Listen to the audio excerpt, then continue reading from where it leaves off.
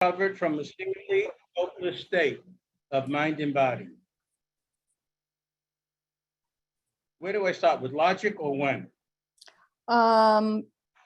It's go ahead and start with when. That was my feeling. Yeah, go for it.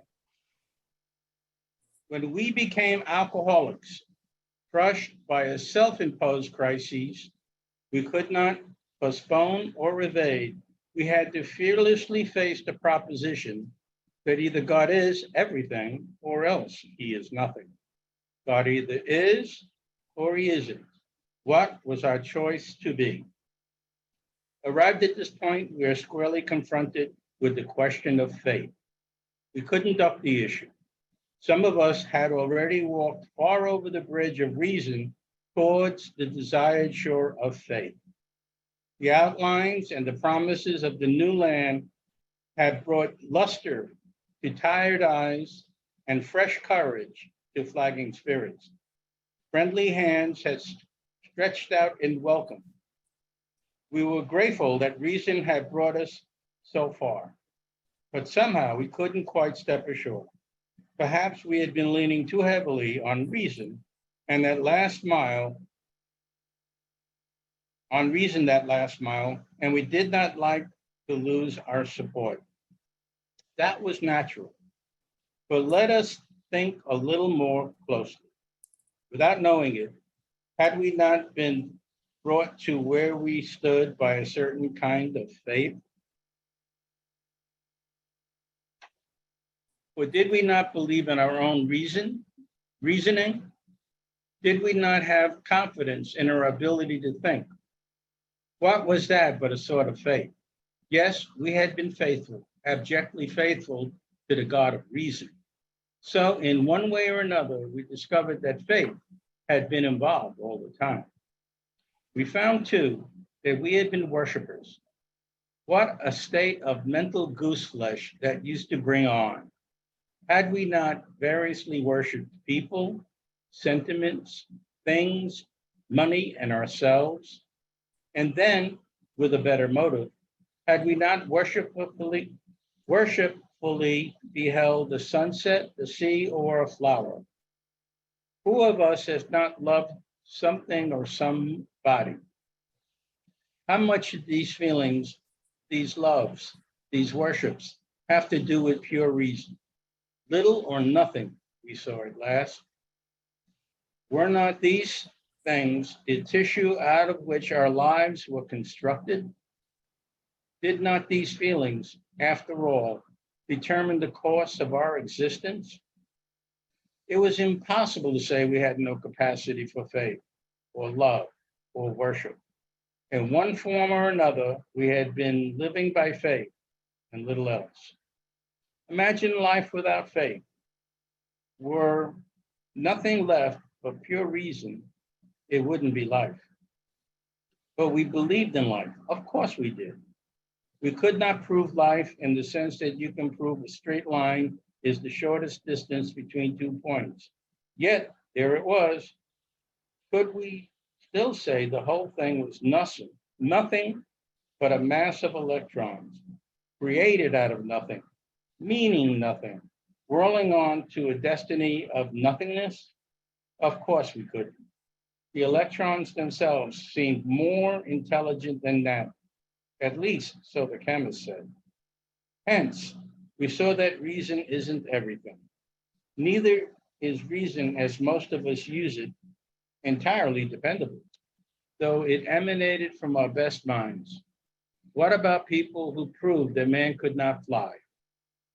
Yet we have been seeing another kind of flight, a spiritual liberation from this world, people who rose above their problems. They said, God made these things possible, and we only smiled. We had seen spiritual release, where we like to tell ourselves it wasn't true. Actually, we were fooling ourselves. But deep down, in every man, woman, and child, is the fundamental idea of God.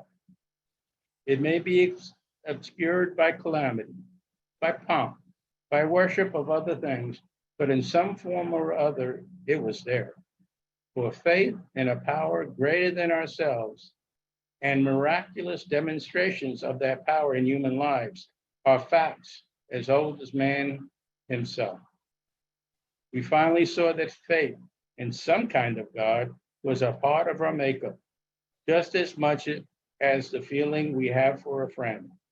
Sometimes we had to search fearlessly, but he was there. He was as much a fact as we were. We found the great reality deep down within us. In the last analysis, it is only there that he may be found. It was so with us. We can only clear the ground a bit. If our testimony helps sweep away prejudice, enables you to think honestly, encourages you to search diligently within yourself, then, if you wish, you can join us on the broad highway. With this attitude, you cannot fail. The consciousness of your belief is sure to come to you. Thank you so much, Joel. So tonight we have a very special speaker, and I'm going to let someone who knows her better than me introduce her. Romy, would you like to introduce our speaker? Sure. Hi, I'm Romy. I'm an alcoholic. I never did this before. I'm going to wing it. We just sing praises over the speaker, right? Well, I met her way back in Fellowship of the Spirit Sedona. And we got close, going to lots of Zoom meetings together. And now I've been praying for this for a few years now, and she just lives an hour north of me now. So now we get to see each other live and eat lunch together and go shopping together. Okay, this is not what you want to hear about her. But anyway, I think we have a very similar years in sobriety. And I don't know. I think she's really a testament to just the vivaciousness and vitality and joviality that you can get if you work a program like she works it. I've never, she's always had great sponsorship, sponsees, always talking about the steps, always talking about relying on God, and very open and willing to share her own inner shit, no matter who's in the room. Just when you work a program like that, you can't help but be alive. And just talking about her, I start to feel like she's like a little Jack in the Box, she's like the Energizer Bunny. And you just feel so elated when you hang out with her. Even her text messages, just the emojis and the exclamation points. I'm like, woo, I just got plugged into something fantastic. So God is doing just amazing things with her. And I'm really proud that I get to spend quality one-on-one personal time with her. And I'm sure you're going to get a lot out of what she's got to say. And I love that we're part of the Fellowship of the Spirit. And I can't wait to hear what you're going to say today. The end. Thanks. Bye.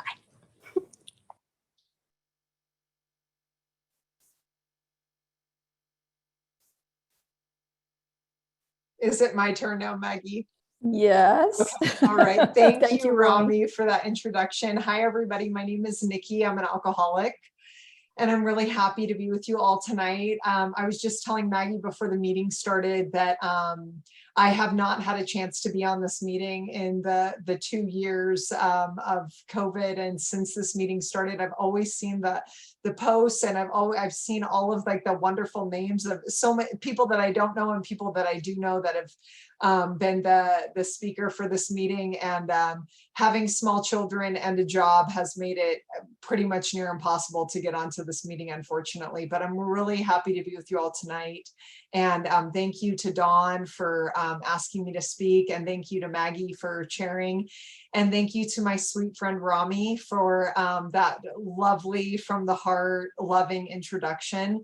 I have a quick story before I get into what we just read about my friendship with Romy. And I want to share about it because before I got sober, as maybe I'm sure many of you can relate, I was so spiritually sick. I hated myself so much.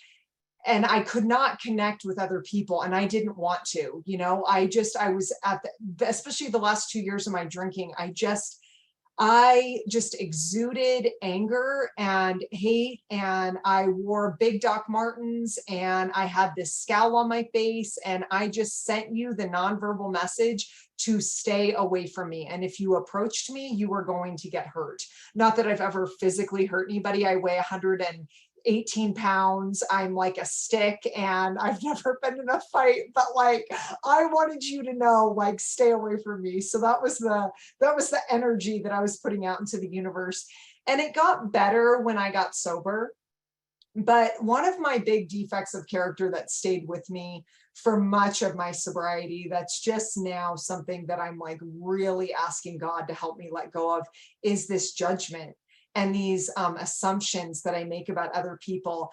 And, you know, people that threaten me, that are like, you know, they're either, you know, really pretty, they have this like vivacious personality, or, you know, anybody that I'm like, they're going to steal my light, they're going to steal my thunder. People might like them more than they like me. I automatically start creating a narrative in my head about why this person sucks, why I need to stay away from them. I start making up these stories in my head about who they are. And it's a self-protection thing. You know, like, I don't want to get close to you or have you in my circle because maybe other people in my circle are going to start giving you attention. And this all comes down to my reliance on other people to feel safe instead of my reliance being on God to feel safe. And Rami is one of those people. I've seen and known who Rami was since 2015, but I haven't actually been friends with Rami until like 2020, when Rami started coming on to this Zoom meeting with me. And, Rami shared an opinion of hers that she had with me one time at FOTS when I was the chair, and I didn't like what she had to say. And, you know, when Rami enters a room, she just like, you know, is this, you know, just vibrant, like light. And she's like beautiful and glamorous and, you know, like a kind of a girly girl. And I never wanted to be around the girly girls, you know? And so because of this, like, I think I know who you are, and I think I know who I need to have in my life, I limit God's ability to work in my life and connect my spirit to other people's spirits.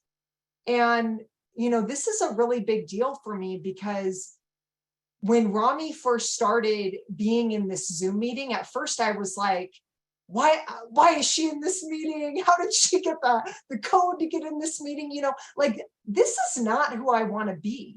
This is not who God wants me to be. This is who I was before I got sober. And this is still who I am today, you know, at 12 years sober without God's help. And I just adore Rami today. And I just think it's so funny, because I just don't know. You know, the longer I stay sober, the less I know about God's plan, and the less I know about the world and the people in it. And I'm just so grateful today, because Rami is one of the people in my life who I feel a spiritual connection to, who's very important to me, who, when she says something to me, I keep what she says to myself. And I know that whatever I say to her in confidence, she's going to keep to herself. And I feel safe with this person, and I feel love, and I feel a deep connection. And it is thanks to the program of Alcoholics Anonymous that I have this connection with her. And I have this connection with so many other people across the country. Like, I just am I'm blown away. And yeah, sometimes I just can't even believe that I have the life that I have today. And it doesn't really have anything to do with like the material things that I have or the money in my bank account. It has to do with the family that I have today. And it's the family that I choose to have. And that gets bigger the more and more that I let the great reality that we just read about enter into my life. The less that I rely on the God of reason and I start actually relying on God, my life gets bigger, and I get to become the person that God would have me be. So, to like focus in on the reading, hopefully that was okay that I went on this little like side story narrative. I'm just like so happy to be here with all of you, and I'm really glad that there's a few faces on here too that are familiar to me that I know. So, when I first got sober, and every time that I go through the steps, this first paragraph that Joel read, when we became alcoholics crushed by a self-imposed crisis we could not postpone or evade. We had to fearlessly face the proposition that either God is everything or else he is nothing. God either is or he isn't. What was our choice to be? I think that is one of the most powerful paragraphs in this entire book. If I'm not crushed by a self-imposed crisis, I'm not going to invite God into my life. I'm not going to have the willingness to do this very difficult and uncomfortable work. And I have to be like convinced of that, because like, I think before I got sober, probably for like 5 years, I was crushed by a self-imposed crisis that I could not postpone or evade. But, I just like kept drinking and kept like chasing this delusion that one day I was going to somehow, some way be able to manage and control my drinking. But then it got to the point where like, I guess I couldn't postpone or evade it anymore. I'd gotten a DUI. I was definitely crushed by this self-imposed crisis. I wasn't going to get my nursing license. The family that I lived with was going to kick me out of their house. They certainly weren't going to let me take care of the child that I was nannying for at that point in time. And so like, I had no other option but to just sort of like take the suggestions of other people. So my therapist that I was seeing suggested I come to AA, and suggested that I come to AA. The person that did my my screening and assessment for my DUI suggested that I call this person in AA. And I was just kind of like, I don't know why, but the grace of God had entered into me, and I had this like little teeny, just enough bit of willingness to do what people were suggesting that I do. And when I first got sober, I don't know that anybody actually pointed this part of the book out to me, to be completely honest with you. I just, I had enough willingness to like do the steps and do the work and to just listen to what other people were telling me to do. And I think that it is because, it says, yet we had been seeing another kind of flight, a spiritual liberation from this world. People rose above their problems. I started hearing other people in the rooms say that God made this possible. And, that was enough for me to open my mind up enough to give alcohol to God. And so that's what I did. I don't know that I actually believed that God was everything or else he was nothing. I believed that I needed God to help me to not pick up a drink. And so for a really long time in AA, that's how I lived. I gave God alcohol, and I pretty much didn't give God everything else, which brings us to this next part where it says, arrived at this point, we were squarely confronted with the question of faith. It goes on to say, we were grateful that reason had brought us so far, but somehow we couldn't quite step ashore. That is how I lived probably the last 11 and a half years of my sobriety. My sobriety date's April 21st, 2010, by the way. So I've been sober for about 12 and a half years. And it's only been in the last year that I've really had to fearlessly face the proposition that either God is everything or else he is nothing. I'd say the last 4 or 5 years, I've been actually working a program out of the book the way that it's outlined. And I've asked myself this question, do I believe that God is everything or he is nothing, every time I go through the steps? But I haven't been able to step onto the shore of faith. I have been leaning on reason quite a bit. The God of reason is what I've had faith in. I've had faith in my ability to think.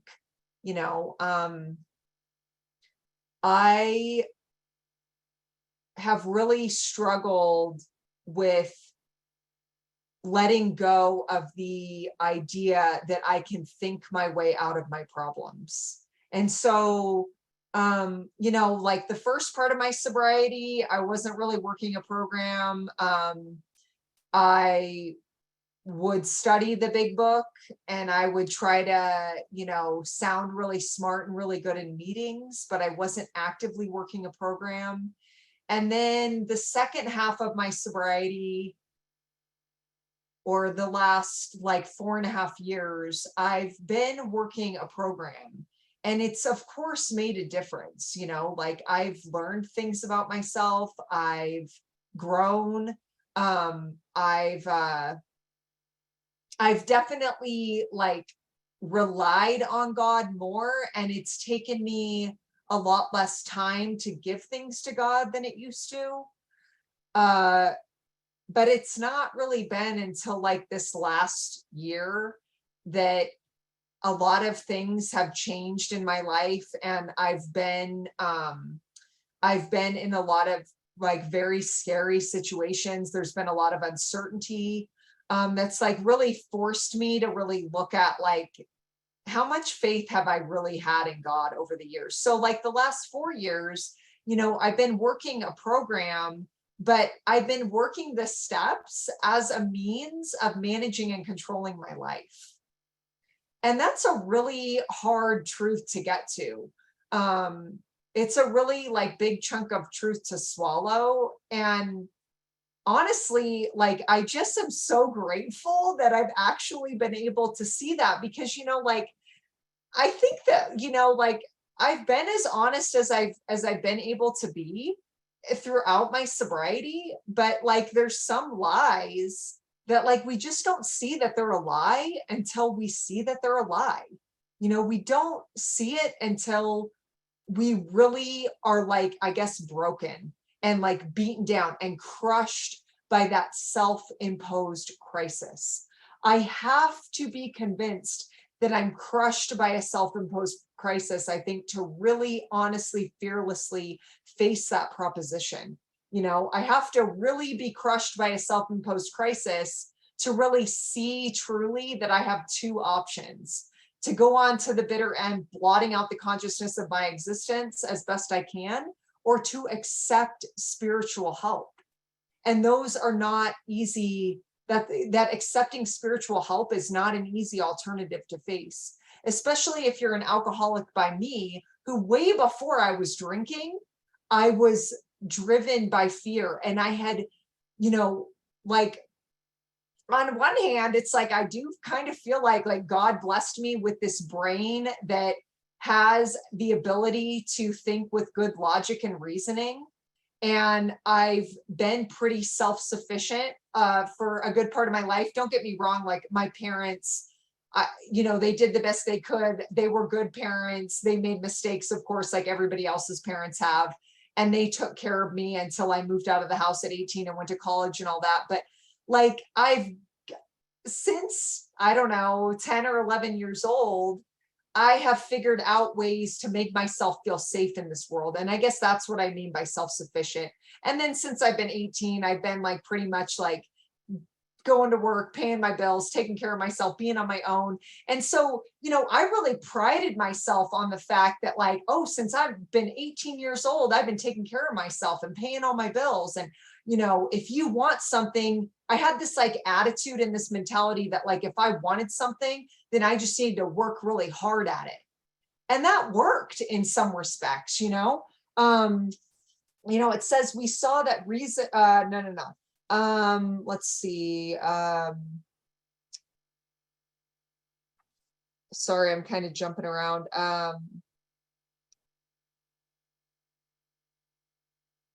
Well, I don't know exactly. I can't remember where it is, and I don't want to waste time like looking for things like in this pages that we all just read together. But, reason has taken me really far in life. Reason and logic have taken me really far. I've been able to be really successful with college, with my career, with, figuring out like, how to buy a house and having a car and getting married and all of that, stuff on the outside that like makes people look successful, I guess. I've been really good at that. But, reasoning and logic is not going to fix my spiritual malady. And I keep falling victim to the delusion that I can wrest satisfaction and happiness out of this world if I only manage well. And that applies to my spiritual condition. I believe that because I've been able to think my way into, successfully completing college and managing my finances and, figuring out like what school to put my kids in and, doing the day-to-day life, that I can think my way out of my defects of character, that I can think my way out of my fear, that I can think my way into better behavior. And I just can't. And I've really, this last year, I've had to really sit with my powerlessness and unmanageability with my need for other people's approval and acceptance, my need for other people to understand me and to like me, my need for all 100 people in the room to like me.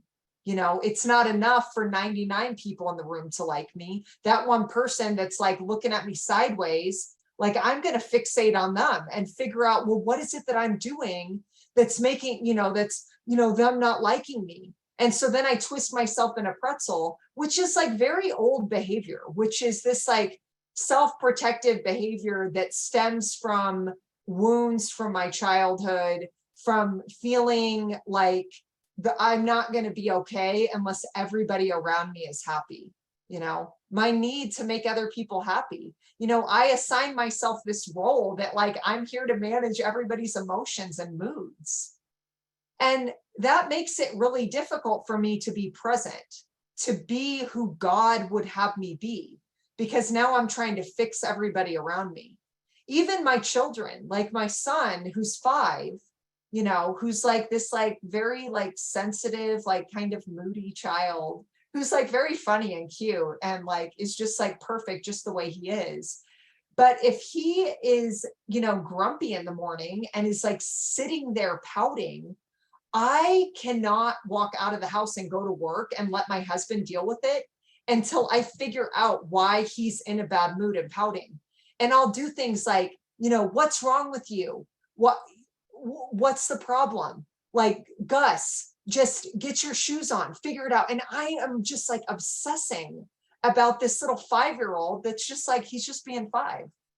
Like, he's just in a bad mood because it's like 7:30 in the morning and he has to go to school.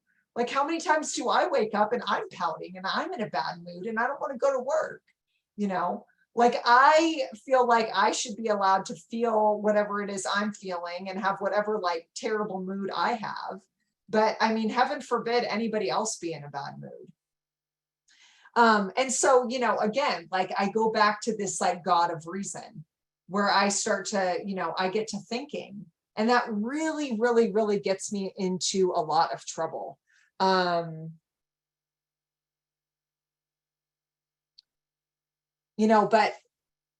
like I said, I've been in the program for 12 years, and the last 11 and a half years, I've been leaning on reason. And so, I have, it's like a security blanket, I don't want to let go of my logic and reasoning and my brain, because it's kept me safe and it's worked so well for so long. And so,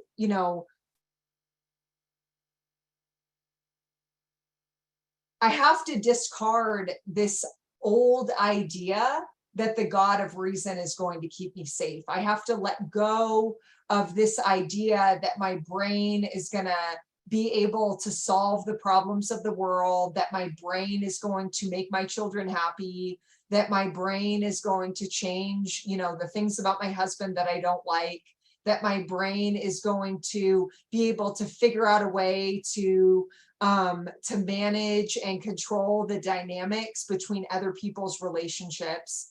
And I have to start transferring that faith to God. I have to start relying on God and start worshiping God. And that requires that I dig down real deep.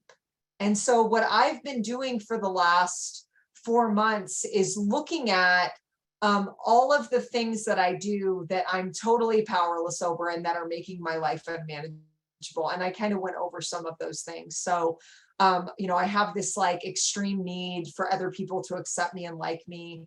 I need you to approve of me. I really like to defend myself and over explain the things that I'm doing. Like if I tell my parents that, my husband and we made this decision last year to sell our house. I took a job on the Navajo reservation. We sold our house. I took this job on the Navajo reservation. We moved our kids to this basically a foreign place. And, I had to tell my family what we were doing, right? And I got into a lot of arguments and one particular screaming match with my mother-in-law because they didn't approve of what we were doing. Everybody kind of was like, are you sure this is the right idea? Why are you doing this? And I'll tell you that on one hand, I believe that nothing happens in God's world by mistake. And I do believe that I was guided in that direction. And things didn't work out the way that I wanted them to. As you guys can see, I don't live on the Navajo reservation. I live in Flagstaff, Arizona. And I did pray about this decision. My husband and I prayed about it. We made this decision together. It was a good experience because my husband and I were forced to, with God, make a decision that other people were not going to like. And so I had to kind of like walk through this experience of like people not approving of me, people not understanding me. But in that experience, I also, having like faith in God, worshiping the opinions of other people, I also wasted a lot of energy explaining why we were doing this and defending my decisions. And I wasted a lot of energy, like just second guessing what we were doing too, which I think it's okay to question, like, are we doing the right thing? Is this the right thing for our family? They were like big changes. But I wasted a lot of time trying to get other people to understand why I was doing what I was doing. And I'll tell you this has been my experience over and over again, but I'm just now like really starting to see it and recognize like why defending and over explaining and trying to get the acceptance and approval of other people is really a waste of time. Because even when I defend and over explain, do you know what happens? People have the same opinion that they had before. Like the outcome doesn't usually change.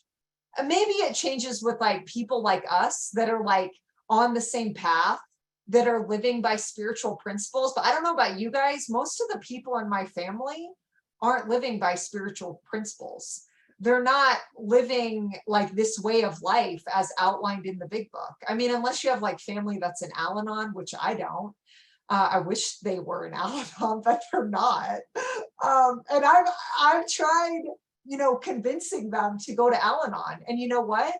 They're not in Al-Anon. So this is what I'm trying to say. This is why, like, the God of reason for me, it says we saw that reason isn't everything. Neither is reason, as most of us use it, entirely dependable. I just like am wasting my breath, wasting my energy, wasting my time trying to get other people to be happy. It's not my job to make other people happy. It's not my job to make other people feel safe in this world. The reason why people in my family weren't happy about the decision is because they were scared, because deep down, they love us. They love my children. They love my husband. They love me. They just want what's best for us. But all they have to rely on is the God of reason as well. Reason and logic, because they don't have faith in a higher power. Some of them are atheists. Some of them are probably more like along the lines of agnostic, but they're not practicing, daily, like conscious contact with God. They're not praying and meditating. They're not doing any of this. So all they have is their experience to rely on. All they have is their reasoning and their logic. And so in their mind, you know, a family of 4 with a 5-year-old and a 7-year-old moving to the Navajo reservation in the middle of nowhere, where there's not really anything around, in their mind, that sounds crazy. And maybe they still think it was crazy, I don't know. But what I know is that, like, going to that place, going to the Navajo reservation, starting a new job, having that job be not really anywhere near what I thought it was going to be, and having an experience that I did not expect to have. And it wasn't all, none of it was bad, actually. It was all good. A lot of it was uncomfortable and disappointing, but I also had this like really great experience where I got to connect with people that I would have never connected with had I not gone there. And most importantly, it brought me to my knees. You know, like I moved my family there. My husband couldn't get a job. My children were not in the worst school on the planet, but they were in a school where they were not getting the education that I was hoping they would get. And I was not having the experience with the school that I was hoping to have. And so there's a lot of fear about, you know, I mean, I can't tell you how many times I cried about, like, I'm such an, you know, saying these things to myself. I'm such an idiot. I made such a huge mistake. I ruined my family's life. I'm a terrible mother. I'm a terrible wife. I'm selfish. You know, I can't believe I did this. And fortunately, I have a husband who's also in this program, who is also seeking a relationship with God, who could be there to tell me, you are an amazing person. Our lives are not ruined. Everything's going to be okay. We're exactly where we're supposed to be. And, you know, through another divine series of events, I started working with a woman who, you know, I actually didn't, when I asked her to start working with me at the beginning of January, I asked her to sponsor me for the same reason that I've asked every other woman to sponsor me, because she had something that I wanted. And really in every situation, except for maybe like 1 or 2 sponsorships really early on in sobriety, every woman that I've asked to sponsor, I've asked them to sponsor me because I saw their relationship with God. And they were living a life of faith that I also wanted to live. But for a really long time in sobriety, you know, again, like I'm so terrified of what other people think about me. And I'm so afraid of being rejected by other people that I've really, the majority of my sobriety, I've made other people my higher power. So I worked with these women that, you know, all were just like incredible with like having God work through them to speak to me and like holding my hand and trying to lead me to faith in God. But I just couldn't step onto that shore of faith. You know, I was still on that bridge of reason. Anyway, I started working with this woman, and lo and behold, you know, I didn't want to ask this woman to sponsor me because I didn't want to tell my previous sponsor that I wasn't going to work with her, because I'd worked with her for 4 years. I loved and adored her. I still love and adore her. I think she's one of the most amazing people I've ever met in my life. And I was afraid of losing that relationship. And I was afraid of being misunderstood. But there is this, like, deep down within us is this great reality. And it's only in the last analysis that God can be found. You know, when I have avoided the voice of God for long enough, when God, you know, I heard Carolyn Mace say once, like, God doesn't need us to live our lives. That, like, whether or not we like it, we're going to go in the direction that God wants us to go in. And that has been my experience. You know, when making that decision to move to the Navajo reservation, and then making the decision to go from there to moving to Flagstaff, every time not every time, but the last couple times that I've changed sponsors, I avoided changing sponsors because I was just so terrified of being misunderstood and being rejected by that current sponsor. But the voice deep down within me, the voice of God, gets louder and louder and louder. And it gets to the point where like I can't shut it out. Where like I feel physically ill every moment that I continue to try to ignore the voice of God. And so, you know, finally, that I had actually been inspired to ask this woman to sponsor me last July of 2021, and I ignored it. And then I had this experience again in January where like at that point in time, it was like I couldn't ignore it anymore. And so I start working with this woman, and you know, we're just like going along for a couple months. And then like, I don't know, maybe like 2 or 3 months in, she realizes that I'm using the steps, using the program of Alcoholics Anonymous, using my logic, my reason, my thinking to manage and control my life. And we sort of like switched gears and we went back to step one. And I've been on this like since then. And I've realized like, wow, like I have way more in common with this woman than I thought I did when I asked her to sponsor me. And she just like knows me, like she can just like see right through me. And she saw, you know, this woman kept me in step one for like 3 or 4 months. And some people would be of the opinion that like, that's wrong, that's harmful, that's hurtful. That was not wrong or harmful or hurtful for me. That was exactly what I needed. And as a result of being in step one for like 3 or 4 months, I got to sit with my discomfort, which I had never done before. Like this, she even said to me the other day on the phone, like, Nikki, you bend and you continue to shove your feelings or run away from them. And when I do that, I'm relying on myself. I'm not relying on God. You know, I have to rely on God in order to allow God to change me and to be who God would have me be. And I can't do that unless I have a really good understanding of just how powerless I am over all of this stuff. You know, so like, you know, lately I've, you know, gotten to have a couple of like really good experiences. My dad was here this past weekend, and my dad may or may not be an alcoholic.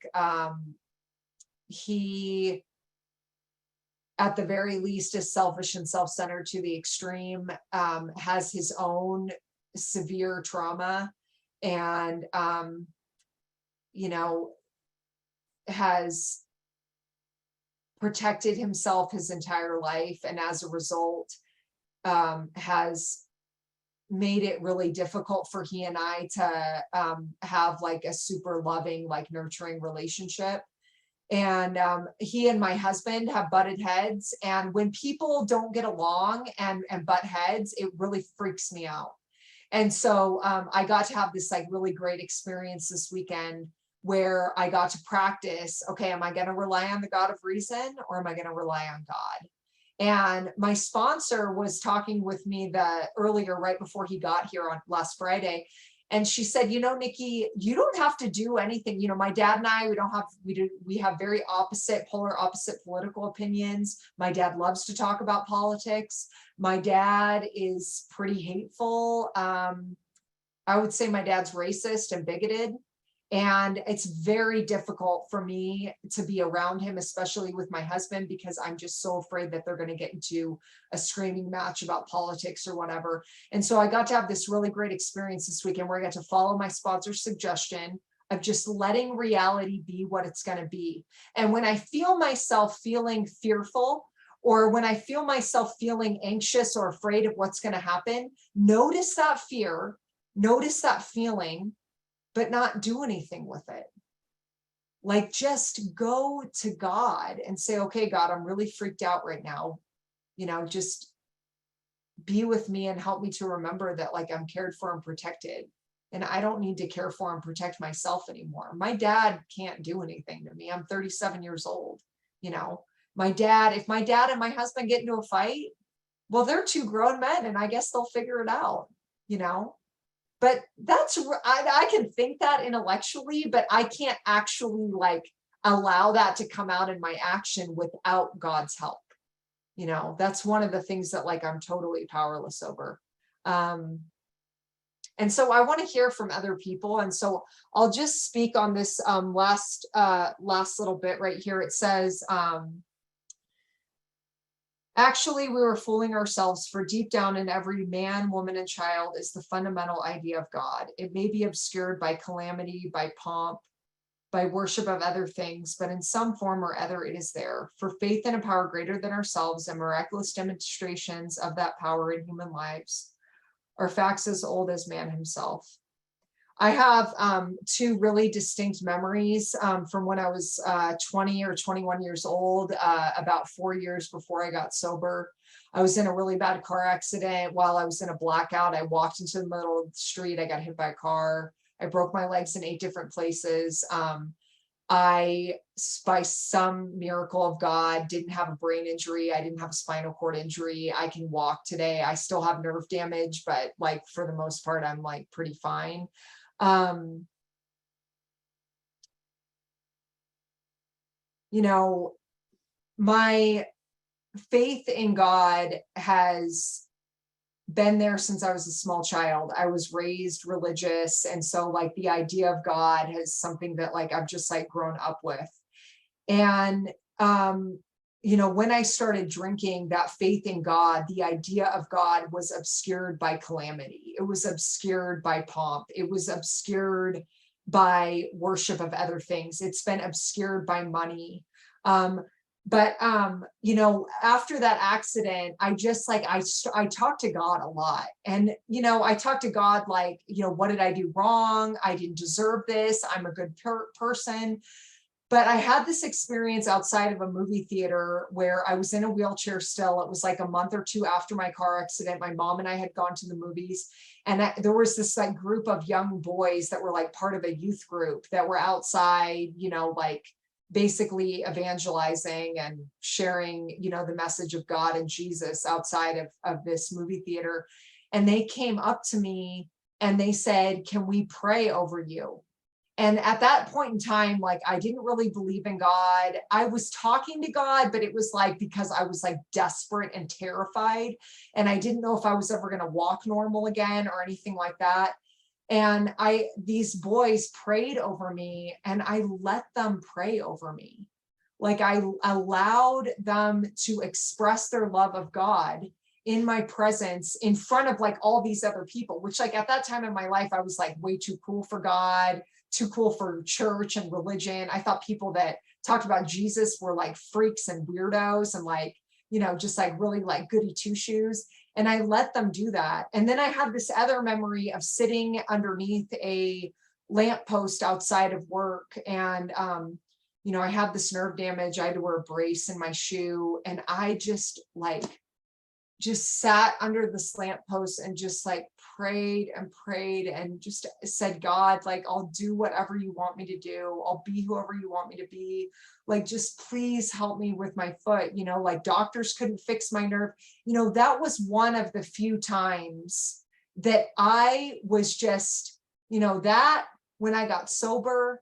And then at 8 years sober, when I thought I needed to divorce my husband because I didn't feel like I loved him because I was just so full of rage again in sobriety. Those are 3 like very distinct times in my life where I had no other option than to trust God, than to turn to God and pray to God and ask God to enter into my life. And every time I've done that, God has been there. And that's been my experience this year too. I don't own a house. I'm renting a house. I haven't rented a house in a really long time. I've always owned homes. So that like really freaks me out.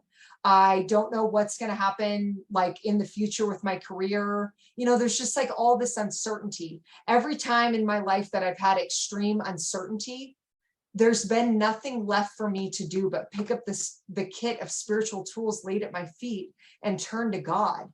And every time I've done that, God has been there. Even when I haven't turned to God, God has been there. God's never abandoned me. I've abandoned God and turned my back on God, but he's always been there, you know. And if I just look deep down within and search and seek the truth, which is that I can't fix this stuff on my own. I really do need God's help in all areas of my life. Then I can turn my faith to God from the God of reason. And with that, I will pass it back over to Maggie. Thank you guys for letting me share and for letting me be here tonight with you. Oh, Nikki, that was beautiful. Thank you so much. Wow, I could relate to, oh my goodness, I'll probably share later because I feel like we're walking parallel paths right now. So the way that this works is you go ahead and pick a few people that you'd like to hear from, and it's a workshop, so people can ask questions as well. If anyone does want to share or ask a question, you can raise your virtual hand. But why don't you go ahead and pick on a few people, Nikki? Okay, cool. Sounds good. You know, I never get to be on a meeting with Glenn, and I really just love what Glenn has to share. So I'm going to pass it to Glenn, or not Glenn, Sam. Sorry, Sam. Oh my God. I'm sorry. Oh, wow. Thank you so much. What a great share. Thank you, Nikki. I'm Sam. I'm an alcoholic. I am sitting out here on my back deck trying to keep these candles lit. What a beautiful share. You know, it's so funny this, you know, we talk a lot about different spiritual literature here, and Michael Singer wrote this book called The Untethered Soul that I probably read like 5 times. And one of the things he always says is that the mind is where the soul goes to hide from the heart. And I realize how much, I guess the light's just going to go out, or the candles are just going to blow out. But, you know, one of the things that, you know, is so scary. I think, you know, one of the things we did is gave our mind the job to protect us and bring us security. You know, like that's something that somehow, and Michael Singer talks a lot about that too. And it's so funny how I can't reason my way out of trying to reason my way out of stuff. You know what I'm saying? I mean, you ever try and outthink your way of being mad or just deathly afraid? Like really when something's got a big fear grip on you and you're trying to just outthink it, you're like, I know better. I'm just going to turn it over to God. I'm just going to turn it over. It's all, and you know, the truth is that, you know, we eventually surrender that delusion that we had any control over it in the first place. You know, like I don't give anything to this omnipotent God. You know, God's already got it. God either is or he isn't, right? And so what was that thing that Bill Cleveland always says? He goes, he had this, he always talks about having the third step with this guy, with one of these guys. And the guy looked at him and said, man, Bill, I got to tell you the truth about something. He goes, what, before we say this third step? He goes, what is it? He goes, I don't really believe in God. And he goes, shit, man, none of us do, man. Just say the prayer. And it's so funny that every time I rework the steps, I read We Agnostics with with the idea of where am I demonstrating current agnosticism in my life? Not where does my brain say I need it, but where am I demonstrating it? If you look at my life, where am I anxious? Where am I afraid? Where is there conflict and strife? And really, for me, I'll tell you, and this may be an oversimplification, but I got to a place at about 15 years sober where I no longer wanted what I wanted for myself. Does that make sense? Like I got so sick of it that I no longer trusted my own judgment about what I wanted for myself. I was on a second divorce from a second soulmate. I had, you know, made a lot of money, lost a lot of money, made a lot of money, lost a lot, and I had all these different things happen. And I was completely paralyzed with fear and, you know, dependency on what other people thought about me, right? Like, I mean, it was so hard. Because, you know, and finally you know, it's almost like I got not beaten down. I don't know if that's the word. I got surrendered enough to where I stopped giving a shit a little bit, and a little leak of freedom came in. And I just, you know, Tom said this thing while we were reading through 60 through 63. And he said, what are 4 or 5 things you've been unwilling to give up for a better relationship with God? And, a big thing was my image.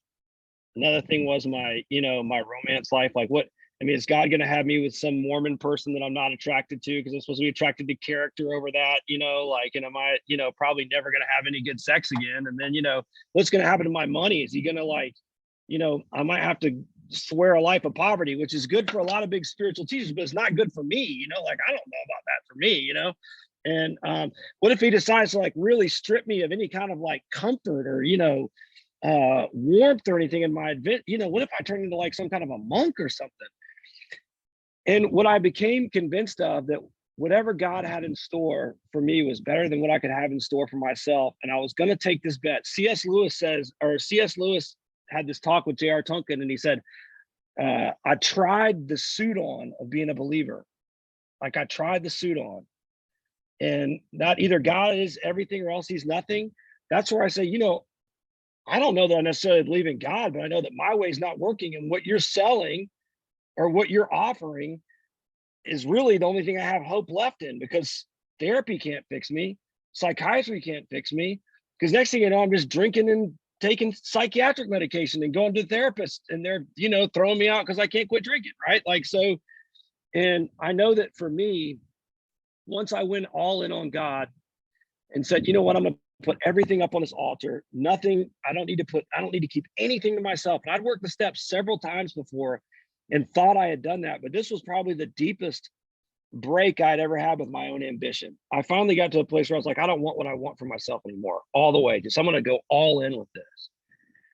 And it's funny, a marriage had fallen, a company had fallen, all these things. And, a year and a half later, I ended up buying the place that I used to work for, that I started at, and I didn't have any money when miraculous things happened.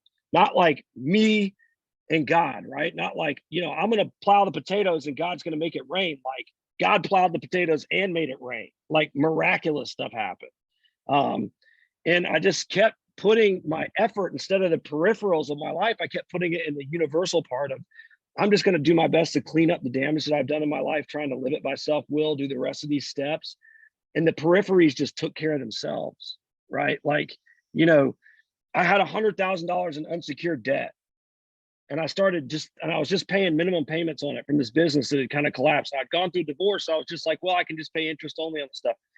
And in 2 months, I paid off all of the debt after I started. It took a little while, but I had $40,000 left. And in 2 months, the more I paid, the more money I made, the more it was able to just knock it out. Then I got married again. I have a beautiful wife. I have a great family. I'm sorry I'm sick, but now it's just like I've lived my life in a way that now I just bought the second piece of property in another neighboring city. And I didn't have, if you'd have asked me where I was at 5 or 6 years ago, I'd have had no idea this was what my life would look like. And I would have never said that would be possible. So I don't want to overtalk that anymore. But, the truth is that God shows up. I just got to put the suit on and quit trying to use my brain to manage my life, quit going. There's always that thing that I love to hear that a friend of mine used to say all the time. What if you're wrong? Like if you're on this meeting right now and you're having all this shit in your head and the only thing that you can think of, it's either A or B. What if you're wrong? What if Z shows up out of nowhere? And that happens in this program all the time. Thank you so much, Nikki. I'm sorry I was a little out of it tonight. I've been sick for the last couple of days, but it was great to hear you. Thank you. Thanks, Sam. Hey, John H., you want to share?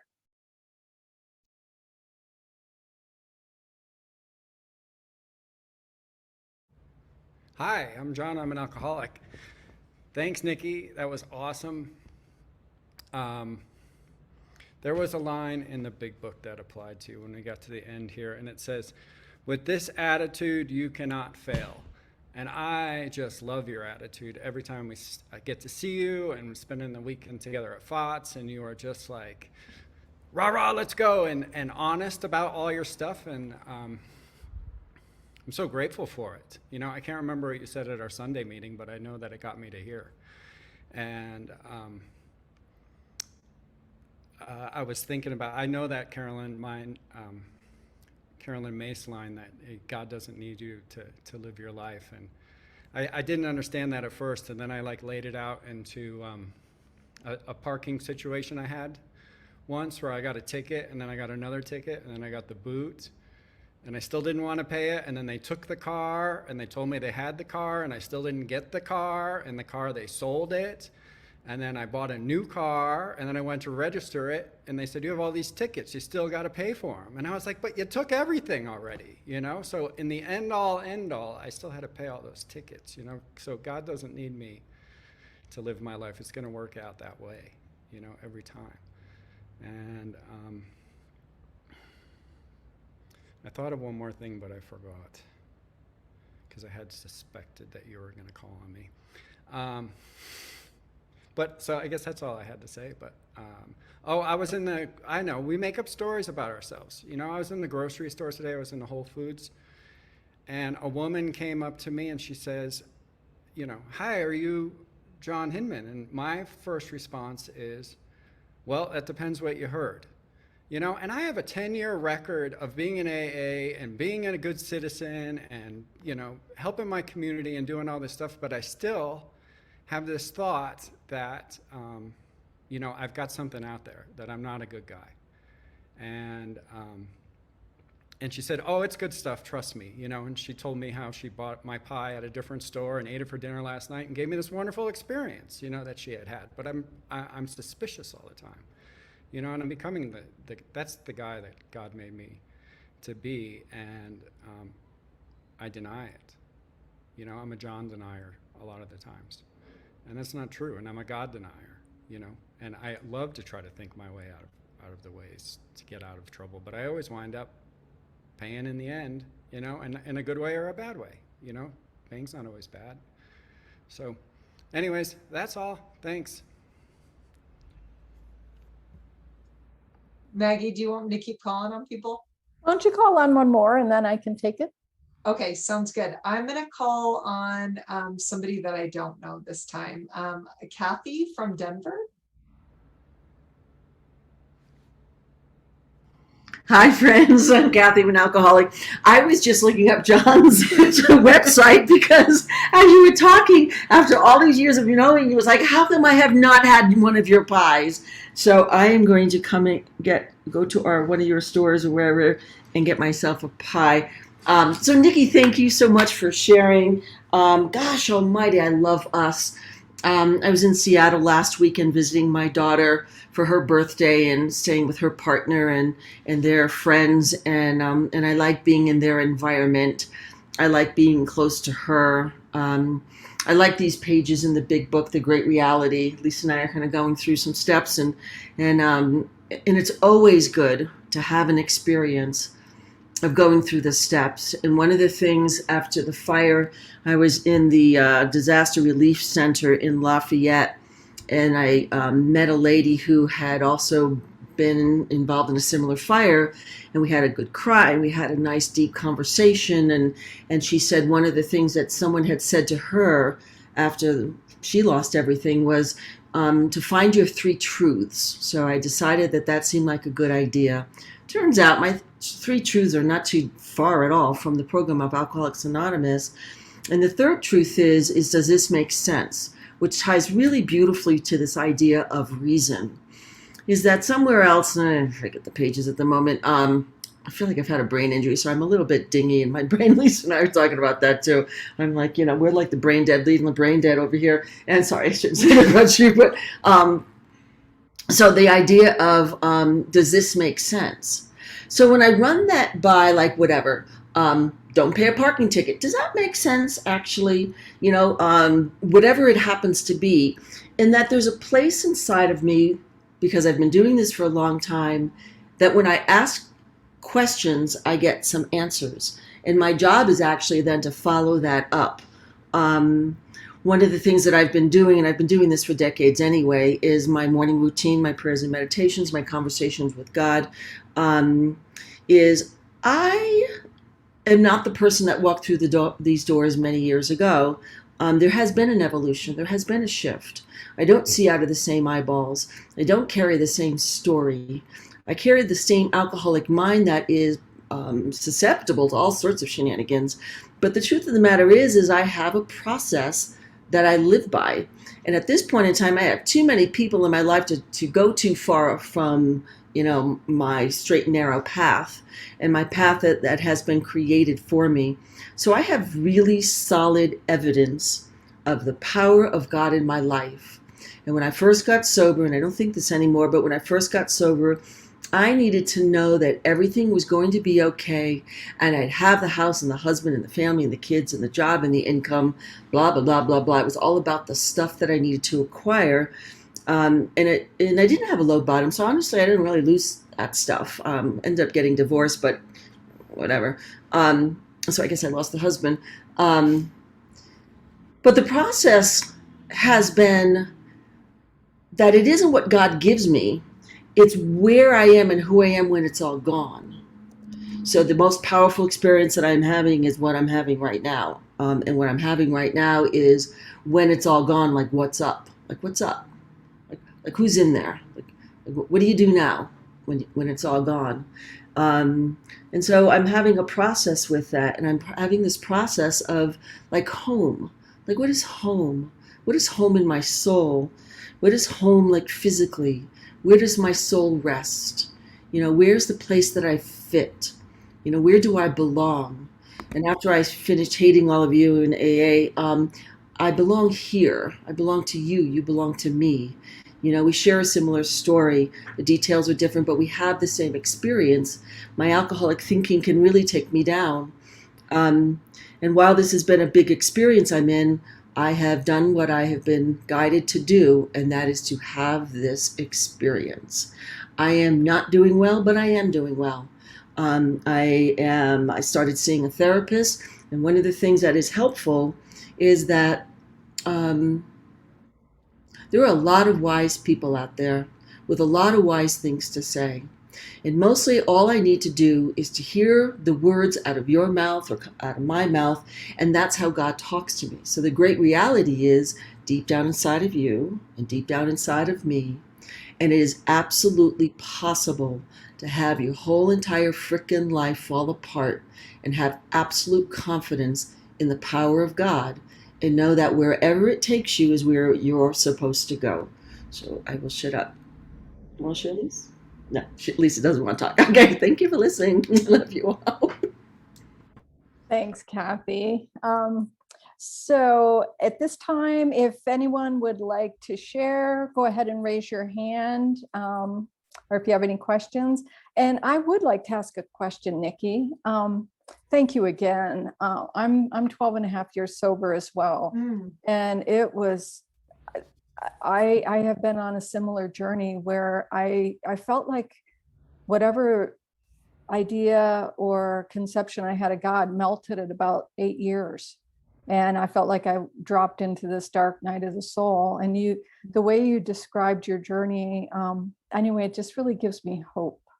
And I really, really appreciate everything that you shared. I wanted to ask you what your prayer life, prayer and meditation are like for you right now. Could you share a little on that? Yeah, sure. Very, I'm kind of embarrassed to share about it. It's difficult. And it's funny because actually, Kathy, I think your last name was on here earlier. I think one of your sponsees was at my house last night. Anyway, we had some friends from the Lafayette, like Boulder area here last night that are like on a road trip with their family. We were just talking about this, talking about like our prayer life and how it is a real challenge. And some people might say, okay, you're using this as an excuse. I don't know. Maybe I am, maybe I'm not. It's been very difficult to wake up in the morning and pray and meditate. I go through like period, and the excuse that I'm talking about is children and being like young parents and trying to like raise kids. Both my husband and I work. We're both in AA. So like we're lucky if we get to one in-person meeting a week. That's kind of our goal.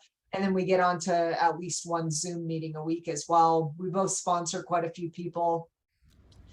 As far as my prayer life goes, I feel like I do check in with God in the morning pretty much every day. But the way that it looks is not really how I want it to look or how I think it should look. And maybe that's where like my own just self-judgment, I have this, like the way that I live my life is trying to attain spiritual perfection instead of spiritual progress. And so when I'm not doing AA perfectly in every single area of my life, I just really beat myself up. So, I could sit here and tell you like, oh, my prayer life kind of sucks, but it doesn't suck. I don't wake up in the morning and pray and meditate in like the kind of typical traditional sense of like waking up as soon as you awaken, doing on awakening, sitting there for 30 minutes and meditating. I don't do that.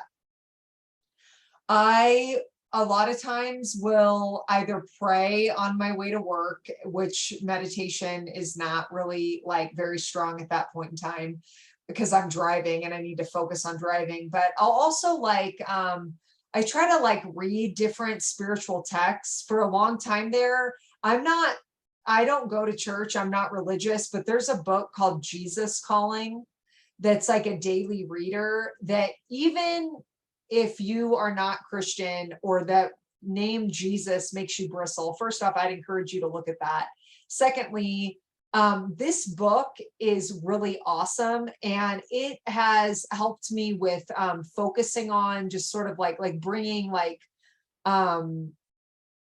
just, I don't know, like good intentions for the day. And it's just like a quick little read. And then there are quotes from the Bible. There's like Bible verses at the end, but the section that you read, that's the daily reader, the paragraph, is very like non-denominational and not even really religious in most of the readings. It's just about like bringing your higher power into your life and asking God to guide and direct you throughout the day. So, I pull parts from 86 through 88. I turn those into prayers. I say those as I go throughout the day. I feel like while I'm going throughout the day, I'm praying and connecting with God throughout the day. And then I try to do like a quick review at night, but again, like it's rough. On the days that I work, I don't get home until 9 o'clock at night. I work 12-hour shifts. I work an hour away from where I live, so I'm really tired. So it was a very long, drawn out answer. My prayer life is not super great, but I definitely feel like I am praying and connecting with God throughout the day, every day. And on my days off, I am better about like putting time aside for God when my kids are out of the house. Oh, I totally appreciate your honesty. Thank you so much. And so, yeah, if you want to ask a question or share, oh, Sarah, go ahead. Hi, everyone. Sarah, alcoholic. Nikki, that was phenomenal. That was just really cool. What a way to kick off the new format. Very exciting. And there was so many things, so many little nuggets I got. And Rami, thank you for your introduction of Nikki, and Maggie, thank you for your service. You made a comment, something about I can't let go of I just can't let go of the God of reason, or I think you said that I can't let go of my thinking and my logic because it has served me so well. And I remember having that exact thought at one moment, and it was like, either God is or he isn't, and who are you to say there is no God? And all of a sudden, when I had that thought before, and I thought, has it? Has my thinking served me so well? Has it? And then, like going through some stuff and then, saying, I've got it all figured out. I'm telling my sponsor about something and I've got it all figured out. And my sponsor saying to me, really, Sarah? And I said, yeah, I think I've got the answers here. And she goes, have you? And I thought, oh, crap, I really got to look at that then. And then, this self-imposed crisis, I think all of our crises are self-imposed. And I remember thinking too, one of the real turning points for me was, I used to hear people say, God doesn't give us any more than we can handle. And then I wish he wouldn't trust me so much. And then I thought, I like that. And this was early in sobriety, and I thought that was kind of cute and funny. And I shared that a few times. And it just for some reason, when I said it out loud, it didn't sit right with me. And what I realized was that when I said, God doesn't give me any more than I can handle, I wish he wouldn't trust me so much. What I was actually saying was that I didn't trust myself enough. I didn't trust that God was giving me what I could handle if I rely on him. If I let go of Sarah and start, putting God in the picture, instead, and that God never did give me any more than I can handle. And Kath mentioned something about, when your whole life falls apart. My husband died 6 months ago. It'll be 7 months on the 27th, actually. I felt my whole world turned inside out and upside down, and just, and dropped me on my ass, I thought. And then that God that I thought, was just giving me what I could handle, but doing for me what I could not do for myself, day after day after day after day, without any warning, or it was like, it was just a matter of me saying, okay, God, whatever I have to do, wherever I have to go, whatever's going on, here I am, I'm willing. And if I am willing, I know the rest will be okay, because I that's all I need to be, is to be living, and to be willing, and then, it was somewhere along the line, it was like that God of reason became the God that is reason, rather than the God of reason. It was the God is reason. God is reason for me. He is the answer to all my questions and the solution to all my problems. And if I rely on him. So he's not giving me more than I can handle, but he's allowing me to handle what I've been given. And that's a real powerful lesson to learn. Just really grateful to be here tonight and have gotten to hear your share, because it really was very powerful for me, along with the rest of the people that shared. Thank you. Thank you, Sarah. Abigail, would you like to share tonight? Yes. Good evening. Thank you. I'm always surprised. Gosh,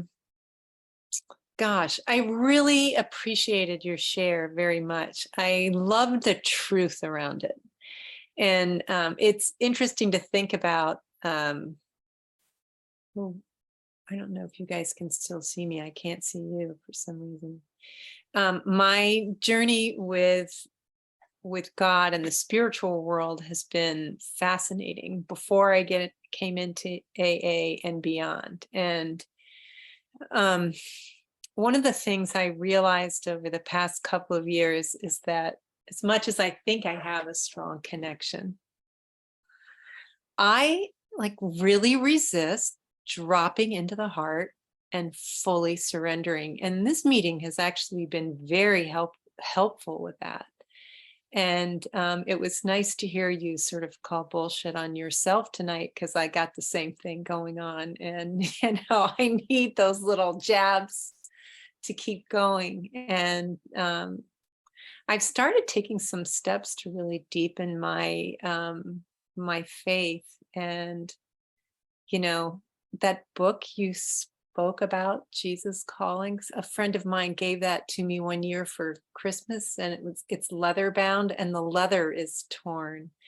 And by the way, in the foreword of that book, there are other books mentioned, and they're phenomenal, and a really lovely daily read comes from another daily read comes from that too, that you might appreciate. Something happened before I came into AA that really slowed me down. And for some reason, I got a little angry at God and I stopped having faith. And I would say it's been in the last 3 years that started coming back. And a good part of it is from being in this program and living these steps in conjunction with what I've learned already by the faith of God. So I love my time here. I love the idea that we all get to talk about this and how we are truly surrendering rather than kind of playing around with the idea. You can say you're surrendering to God, but are you really? Is God part of everything? I'm having a bad day. Let's take a look at that, Abby. Is that your will? Is this God? Like where is God in that moment? So it's made life pretty interesting. There's never a dull and boring moment. So hi, I hope I meet you in the real one day. Everybody, actually. Have a beautiful week. Thanks so much, Abigail. Kimberly, would you like to share tonight? Well, that was a surprise. Thank you so much for your lead and for the real honesty. I love when I hear people that I meant to hear because God has this plan.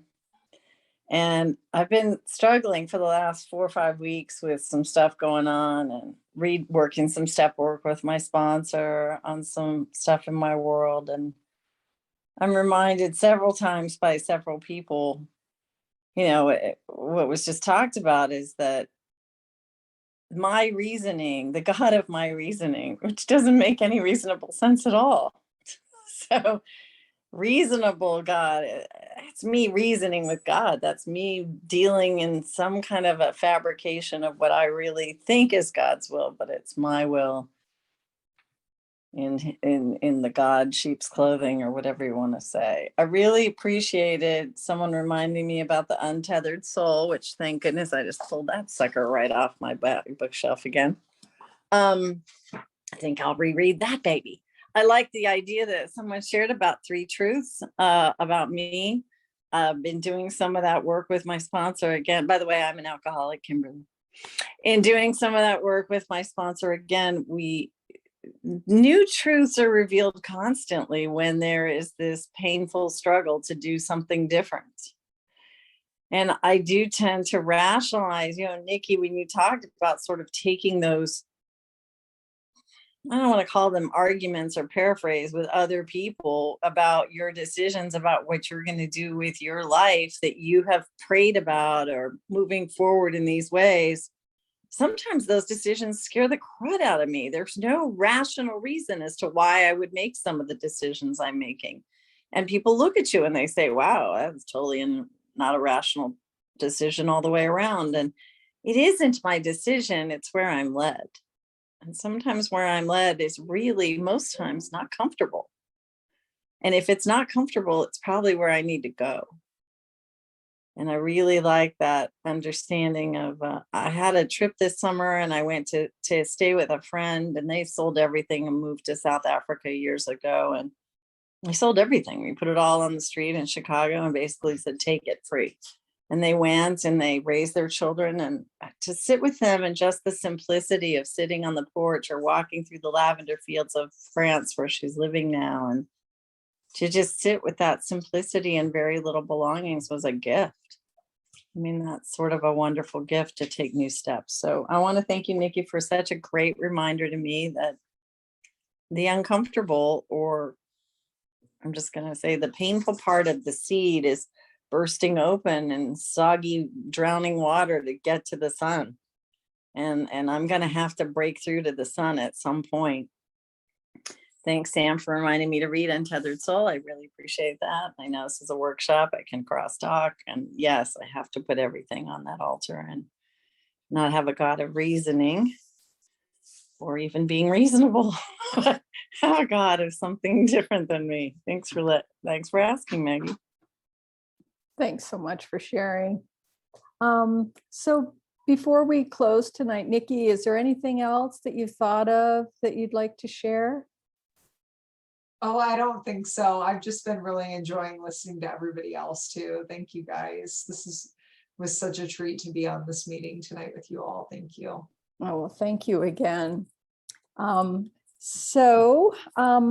I want to say thank you to Joel for reading tonight, and Deanna, thank you for backing me up and co-hosting. And the way that we close the meeting is we just take a moment and go inside and say the prayer of our choosing. and then we'll come back and thank our speaker.